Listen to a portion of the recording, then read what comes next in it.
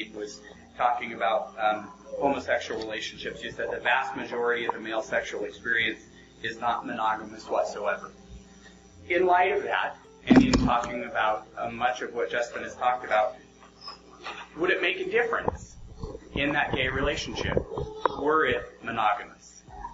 Because it seemed like he kept trying to entice you to say, okay, if everything else is in alignment with God's order, and a gay identified male wants to be in a monogamous relationship with another male, is that okay? Thank you. No, I see absolutely nothing in Scripture that would overturn Jesus' own divine interpretation of the creation narrative in Genesis 1 and 2, which specifically states that a man will leave his father and his mother and be joined to his wife, and the two shall become one flesh.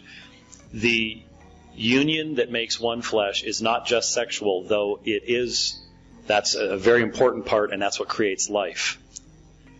And I am concerned that much of the broad non-Christian homosexual movement is a part of the culture of death, because it cannot produce life. That is something I'm very, very concerned about. But in answer to your question, the oneness, the union that exists is a divine union. Sexual, yes, but it's not just physical. It's also spiritual and mental as well.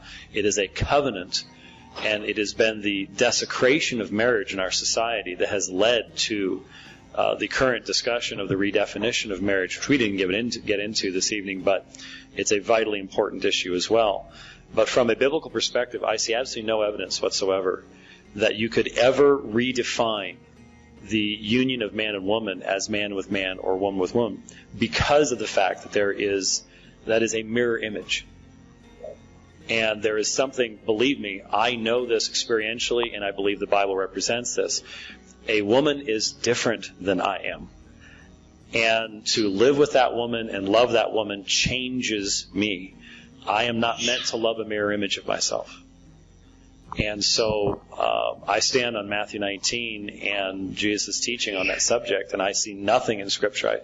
And remember, Paul knew, the apostles knew, especially Paul would have known, of those who claimed otherwise. And there is absolutely no indication that from a scriptural perspective, that would be something that could be considered to be appropriate or within the realm of Christian ethics and morality.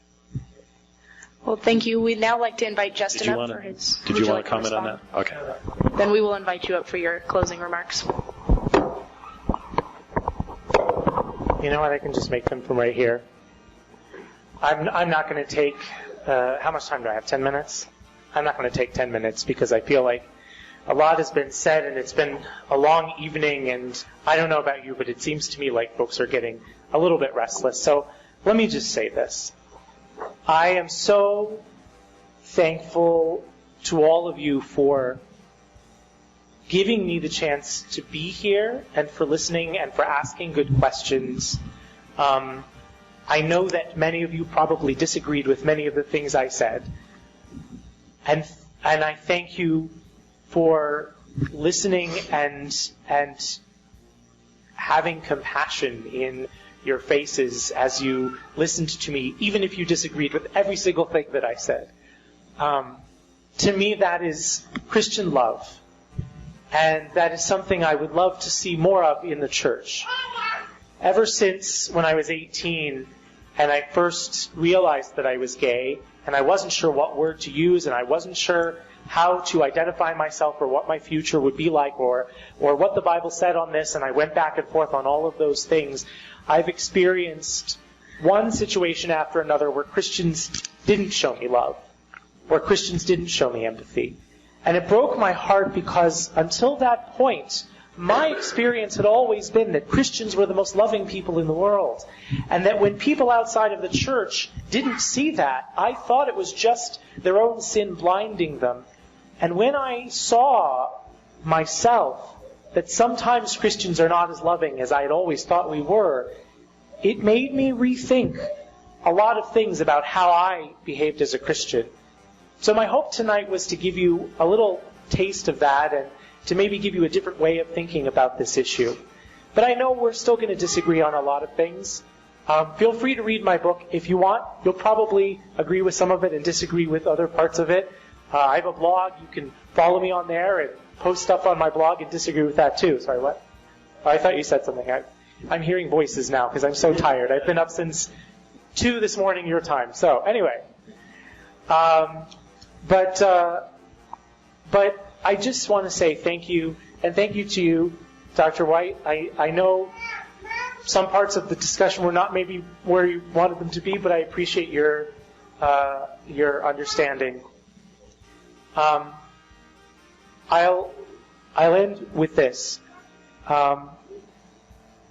If you remember anything from this, I ask that you remember that when we talk about homosexuality, that gay people are not just an issue that we need to have a position on. We do need to have positions on these things. The Scripture is very important, and I appreciate Dr. White bringing all of that into it. But we're not just an issue, we're people. And these are difficult questions for all of us. Not just for gay people, but for the friends and family members of gay people who are wrestling with how to show them love. And so this is a question that we're going to have to continue to wrestle with. I hope we can continue to do it with love. And to remember the words of my friend Tony Campolo, who says, you know, people always talk about love the sinner and hate the sin, and I think that's interesting. I'm not going to do my Tony Campolo impression. I know you were waiting for it. But he says that people always say love the sinner and hate the sin, but I think that's interesting because that's not what Jesus said. Jesus didn't say love the sinner and hate the sin. Jesus said love the sinner and hate your own sin. And I like that. It kind of glosses over the very important fact that we do need to take a stand on sin, but I think it helps us keep our focus in the right place. So thanks very much for all of your love and for your time. Awesome. We'll now recognize Dr. White for his closing remarks as well. Well, first of all, thank you very much for coming out this evening. Some of you have flown in from other states to be here this evening. I hope that you have heard the discussion in the way that was intended to be heard. Obviously, I think there are issues that need to be addressed that we have not been able to get to this evening. I believe that as Christians, we definitely need to know our Bibles. And I don't think it's just a half dozen verses that we need to know.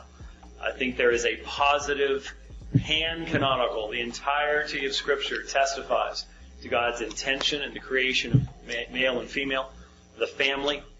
I don't know how long, to be perfectly honest with you, in our society we are going to be able to have dialogues like this. There are already people who are beginning to identify the position I hold as